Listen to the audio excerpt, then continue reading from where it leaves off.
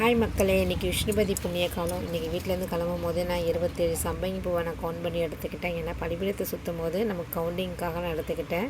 அதுக்கப்புறம் பார்த்திங்கன்னா வீட்டில் செம்பருத்தி பூ பூத்துருந்துச்சு, டக்குன்னு ஞாபகம் வந்துச்சு, அதையும் பறித்து எடுத்துக்கிட்டேன் விநாயகருக்காக.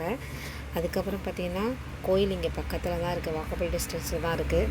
சரி ஓகே, பொறுமையாக நடந்து போயிட்டு போனதுக்கப்புறம் அங்கே போயிட்டு பூக்காரக்கா கிட்ட துளசியும் அருகம்புல் அப்புறம் 2 நெய் விளக்கை வாங்கிக்கிட்டேன்.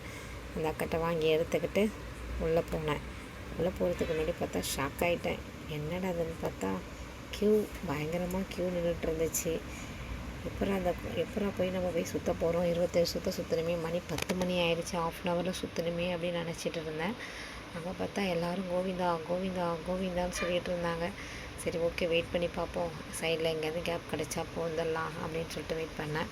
அதுக்கப்புறம் பார்த்திங்கனாக்கா ஒரு அக்கா தெரிஞ்ச அக்கா இருந்தாங்க, அவங்க மாமான்னு கூப்பிட்டு இடம் கொடுத்தாங்க. அதுக்கப்புறம் 27 முறை அவரை திருப்தியாக சந்தோஷமாக நல்லபடியாக அவரை சுற்றிட்டு பெருமாளை பார்த்தேன். ஒரு பிறவில என்ன பாவம் பண்ணியிருந்தாலும் என்னை மன்னிச்சு அருள் புரிப்பா அப்படி சொல்லிட்டு விளக்கு வாங்கிட்டு போன விளக்கு பக்கத்தில் மகாலட்சுமி தாயாருக்கு முன்னாடி விளக்கேற்றி வச்சுட்டு அம்மாக்கிட்டையும் எல்லோரும் நல்லா இருக்கணுமா, நல்லதை மட்டும் கொடுங்கம்மான்னு வேண்டிக்கிட்டு வர வழியில் பார்த்திங்கன்னா பலாப்பழம் எனக்கு ரொம்ப பிடிக்கும், 1/4 கிலோ 100 ரூபான்னு சொன்னார்.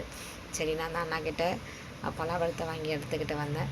அதுக்கப்புறம் பார்த்திங்கன்னா பனை நொங்கு, பனங்காய் எனக்கு ரொம்ப பிடிக்கும்.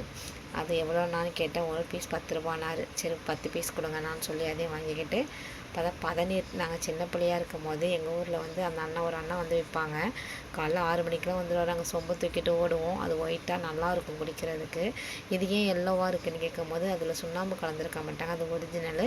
இது நாங்கள் சுண்ணாம்பு கலந்துருப்போம், ஏன்னா மதியம் வரைக்கும் வச்சுருக்கிறதுனால அப்படி சொன்னாங்க. யாரெல்லாம் பதநீர் குடிச்சிருக்கீங்க அப்படின்னு கமெண்ட் பண்ணுங்கள். பலாப்பழம் யாருக்கு ரொம்ப பிடிக்குன்னு சொல்லுங்கள். எங்கள் சேனல் பிடிச்சிருந்தா கண்டிப்பாக சப்ஸ்கிரைப் பண்ணுங்கள். தேங்க்யூ.